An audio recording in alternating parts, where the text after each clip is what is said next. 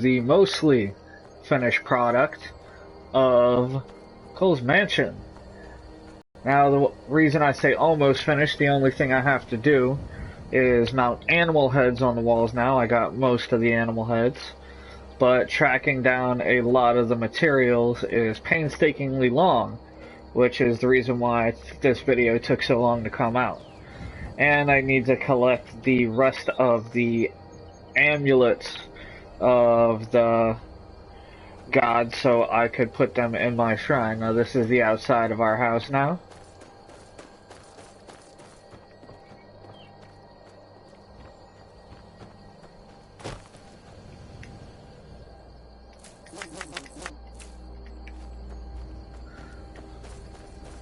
Nothing super crazy outside.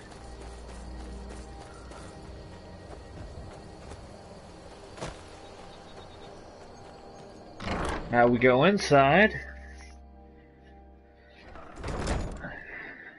and it looks a whole lot better instead of the empty place that it was. Now, for those of you who are playing for the first time, all of these items are the shelves. You do not have to place all of these goblets and jugs and everything. As you make the furniture, things will appear on them.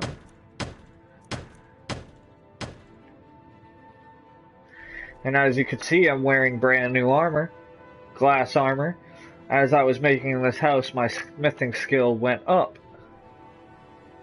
which allowed us to get brand spanking new armor instead of that elven trash that we had.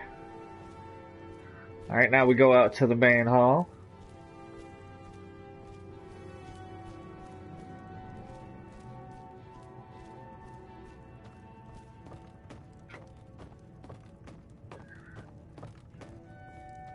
Up here we have a bedroom for children.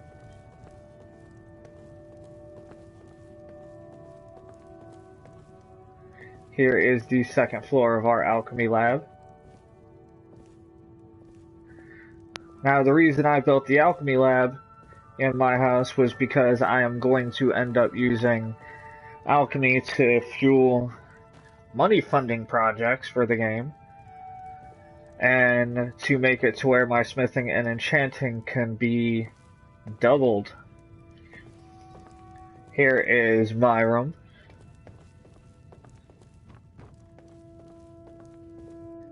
The door to outside, we have an arcane enchanter up here.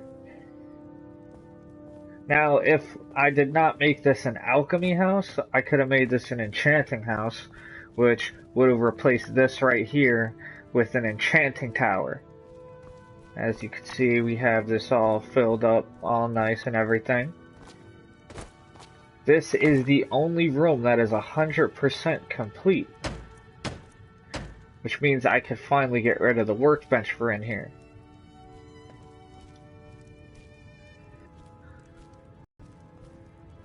Second room right there. And the bottom of our alchemy station. Now we're going to go into our armory, which is looking really nice now. As you can see, I have the Bloodskull Blade,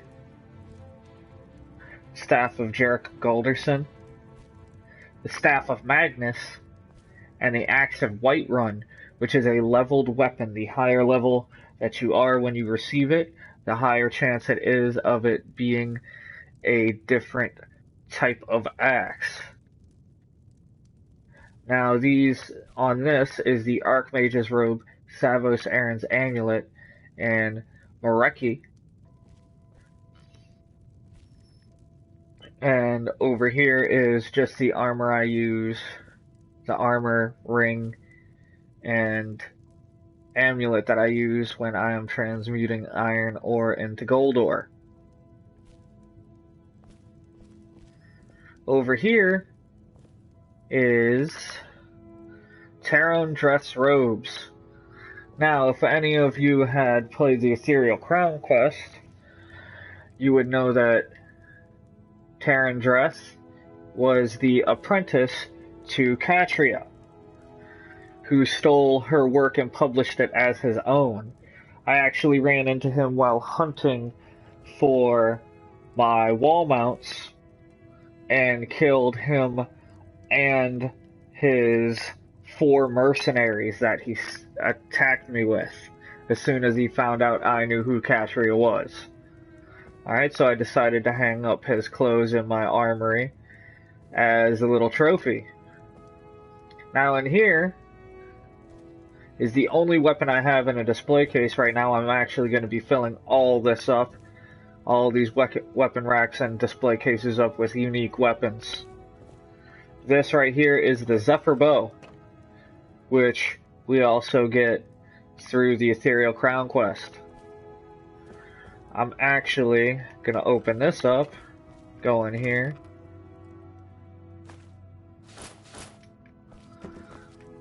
I'm going to fill up this display case right now.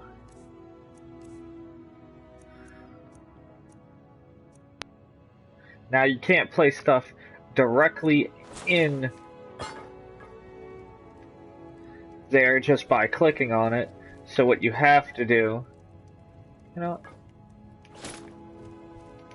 we are going to make it a whole lot better. We're going to put it on the mannequin. Alright. But what we are going to do, Major Circlet. Now the Major Circlet is not unique, but it is a item we got from the College of Winterhold.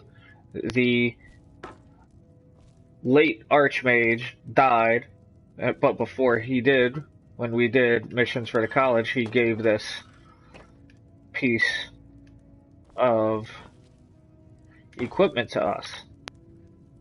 Then we got Zakaros, which this is very aggravating to place all this stuff in. But if you could get it... Oh, I had it perfect.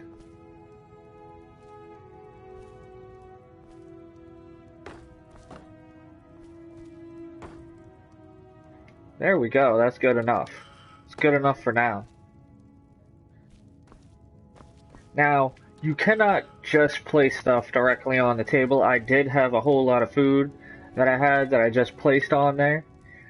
But I walked back into my house after going off to buy stuff to furnish the place, and all the food was all over the floor where I originally dropped it. Alright, this is the armory. Now we're going to go up to the last place we got, which is the cellar. Now, if you do not build anything in the cellar, there will be a bunch of rats, skeevers, that come and fill it up. I had about 8 skeevers in here when I finally came to build stuff. This is my shrine base. I'm currently getting the amulets and materials needed on here.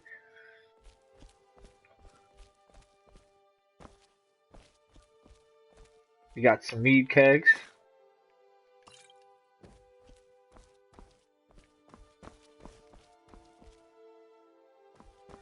Another little display case.